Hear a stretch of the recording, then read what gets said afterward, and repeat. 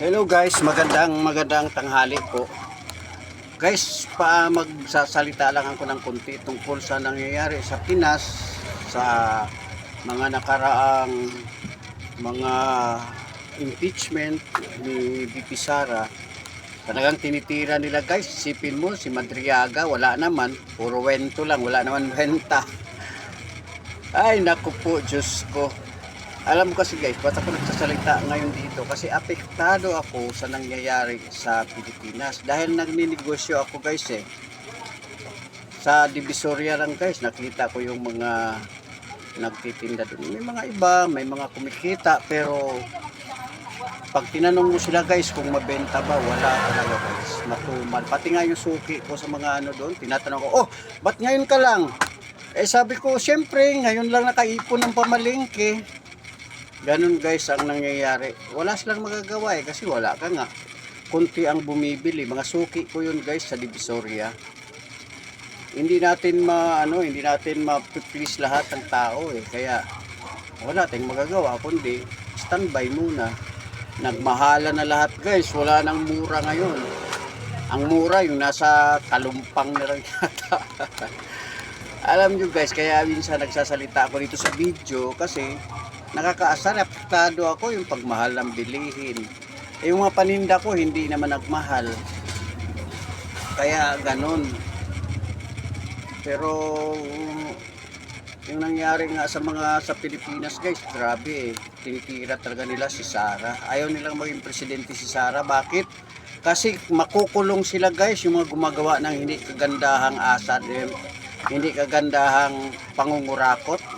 Grabe ang kurakot na guys, bankrupt ang bankrupt ang kaban ng bayan. Puro utang na tayo. Bakit? Samantalang kay Digong yun. Diba, ang lakas ng dating sa kanya, nasingil niya yung mga oligarko ng mga tax nila. Tapos ngayon, wala, ultimo nga trabaho, kulang sa trabaho yung mga tao. Dito lang sa lugar namin guys, sa totoo lang, ang daming tambay. At dami na rin kawatan. May mga hold upper na guys. May karaang kahapon may na-hold up na Bombay. Kasi yung mga Bombay guys, yan yung mga kapitan sa patalim ng mga taong nagigipit Ang taong nagigipit sa Bombay kumakapit. Parang ganun yun guys. Ako nga may balance din ako sa Bombay. Hindi mo man maikakaila yun kasi negosyante ako Pag kinapos ako sa kailangan ko ng pera, 5-6 lang naman yun guys. Mangutang ka ng 5, babalik mo 6. Araw-araw naman silang naniningil. Mababalik din ka agad. Yung 2 months lang, wala na yun. Yun ang ngayon dito guys Kaya yun ang sinasabi ko sa iyo na dapat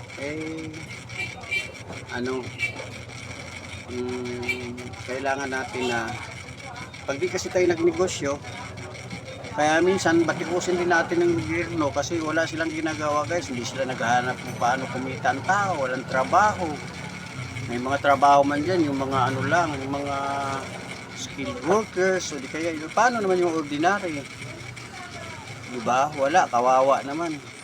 Dito lang sa akin, imbis na ako magtinda, ako ang tinitindahan. Ayoko naman bumili ng mga second hand kasi magiging second hand din yung mga paninda mo Kaya kailangan mga brand new ibibenta mo. Ganun yun. Kaya kumukuha ako sa Divisoria kasi doon lang naman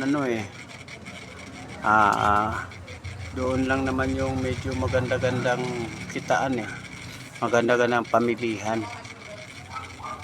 Yun lang guys.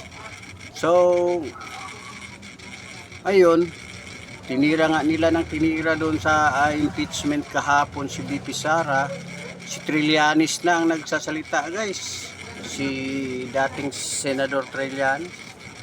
Wala rin, ang daming palpak doon sa mga sinasabi niya Maraming wala sa lugar. Yung bang yung mga sinabi niya sa Lanang, sa SM Lanang, mali-mali ang mga petsa Sabi nung mali-mali daw ang mga petsa. So wala din. Lalo na yung si Madriaga, Madriaga, sino maniniwala sa kanya? Isa kulungan siya, may kaso siya na convicted siya as Ano bang kaso niya? Yung yung kidnapping. Isipin mo yun, sino man niwala sa kanya? So, affected talaga ako guys, dahil sa walang pera, walang trabaho ang tao, walang pera. Yung mga suki ko rito, wala na, paubos na sila. Walang pera, ibibili nila? Siyempre, ang iba, nagnanakaw na, walang trabaho. Kaya ingat ako dito, daming umiikot dito, yung mga kawatan na nagnanakaw sa akin dito. Ng mga maliliit na items lang guys, pinagtityagaan na. Di bali sana mag-hold up sila ng mga Bombay, okay lang. Bombay hold up din nila. Wala akong pakialam doon kasi mga pulis na ang dapat makikialam doon. Pero ayoko pa rin. Kaya lang, wala naman tayong magawa doon eh. Hindi naman pwedeng idepensahan yung mga Bombay kasi doon sa mga sulok-sulok sila nahuhold up eh. Di pa nagrereklamo ang mga Bombay kasi pag nagreklamo sila, ay mabubulgar sila na nagpapautang sila ng pera ng 5-6, bawal yun eh. Ang sabi nung Bombay, 5,000 daw na ko sa kanya. Nakilala ng mga barangay yung holdupper, kaya pinuntahan nila sa bahay, wala doon. Yung magulang daw ang nando doon. Ang sabi, 1,500 lang daw ang nakuha. Sabi nung Bombay, 5,000, 5K. Wala na. Di na nalukit kung saan talaga. Ayaw naman magreklamo ng Bombay. Indiano yun guys Indiano, kaya wala. Ang hirap talaga ng buhay ngayon guys. Dito sa amin, sa Cainta, imbis na makapag-ipon ako para makauwi ako nitong taon na to, wala. Di na naman ako dito makapagbakasyon ngayong November para makauwi sana ako sa Davao. Para yung nanay ko madala ako yung libingan ba. So standby muna ako guys. Wala eh. Kapag may dala ka doon mga 20 mil lang, kulang yun guys eh. Pamasahe pa lang 6,000 na. Oh, back and forth na yun. Paano na? Pag nagbus ka, 5,000 papunta pa lang doon. Balik mo 5,000, di 10,000 na pag nag-tracking ka. Madalas nag-aeroplano ako eh. Minsan pag uwi ko nag-tracking na lang ako. Yun nga 5,000. Mahirap guys. Sa hirap ng buhay ngayon. Ewan ko ba, hindi ko alam kung paano ko Pero mabalik tayo doon sa guys, mga sa gobyerno. Puro kasi nakaw ang nangyayari guys eh. Kaya hindi nila ginagawa yung trabaho nila. Yung dapat nag-invite sila ng investor, wala. Si Sara naman hindi rin makakilos kasi walang budget. Tinanggalan siya ng budget guys eh. So zero budget siya ngayon. Kaya hindi siya makakilos. Tapos may impeachment pa. Pinipilit nila guys na walain si Sara para hindi makatakbo sa susunod na eleksyon. Hindi nila alam na nandyan si Baste. Ako kay Baste pa rin. Kay Baste ako. Pag wala si Sara, si Baste. Kay Baste ako. Pag tumakbo silang dalawa, di kay Baste pa rin ako. Tsaka kay Sara, ganun. Basta Duterte ako guys kasi sila lang ang medyo matino eh. Na nakita ko si Hontiveros, wala kang maasahan. Lalo si Dilima, wala kang maasahan. Si si Marojas, wala din. Si Leni Robredo, lugaw.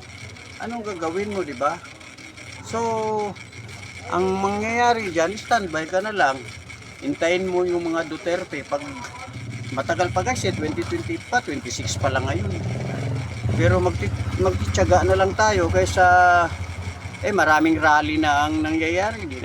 Ayaw naman bumaba ni BBM para bang kapit na kapit siya dyan sa pwesto niya. Wala na nga siyang ginagawa. Ang mahal ng bilihin, pamahal ng pamahal. Tapos wala kang magagawa talaga eh. Kaya mag-antay ka kung ano talaga yung mangyayari sa susunod na kabanata. Dito sa akin, okay lang ako, makakain lang ako. Yung alaga akong aso, makakain lang. Makadalaw ako sa Murong, di na nga ako naliligo ng dagat eh. Dito na lang ako sa Newban Beach ko eh. Minsan dumadalaw ako sa dito sa Maynila, sa may di bawal naman maligo doon sa Dolomite Beach. pupunta naman ako sa maliligo ka ang dumi naman, kaya di ka rin makapaligo sa dito may beach dito sa may tulay sa may sa may likuran ng Luneta, may beach dyan. Sa Cavite naman, tinatamad na ako pumunta, layo guys, sobrang init, tatamarin ka na rin So ganun na lang ang mangyayari guys. Sana gumanda ng takbo ng gobyerno, ayusin nila ang gobyerno natin, dahil alam naman nila na talagang hirap ang tao. Ang dami nang naghihirap guys Dito sa tabi ko, mayroon kasing mag-asawa na nagtitinda ng isda dyan sa kanto at pinapaalis. So ang ginawa ko, nag-offer ako, sabi ko, dito na lang kayo sa tabi ko, pumwesto kayo dito. Pero kahit nakapwesto na sila dyan guys, inaano pa rin sila, hinahabol pa rin sila ng barangay kasi mura sila magtinda guys yung kaibigan ko dyan sa tabi, mura sila magtinda ng isda. Doon kasi sa bandang gitna ang mamahal ng isda doon, yung 120 kilo dito na galunggong, doon sa kanila 180 hanggang 200, may 220 pa, may 240 pa, ang mahal dito 120 lang, isipin mo yun, ang laki ng kaya yung tao dito sila tumatakbo kasi mura nga. Kaya nagrereklamo taga ron, kung ano-anong hinahanap. Ako ang sumasagot ko, sabi ko, bakit kayo maghahanap ng permit niyan? 3 banyera lang yan, hanapan nyo ng permit. Kayo may permit ba kayo, di ba? Wala naman din silang permit, isda lang paninda nila Pero dapat permitan talaga yan. Kaya lang ako ang magpi-permit, hindi sila, hindi yung nakisukob lang yun 3 banyera nga lang yun, binayagan ko lang. Wala naman silang, hindi naman siya nagbabayad sa akin. Yun ang diferensya kasi pag mga taga-gitna, mahal kasi yung kuha nila sa isda at saka mahal ang upa guys. Dito hindi ko pinapaupa yung kasi exist lang ng pwesto ko yun yung pinapapwestuhan ko sa kanya. Kasi ginagawa ko ng parkingan ng motor ko yan. So wala na. Pero dapat hindi napansinin ng barangay. Ang barangay kasi nirereklamuhan daw sila.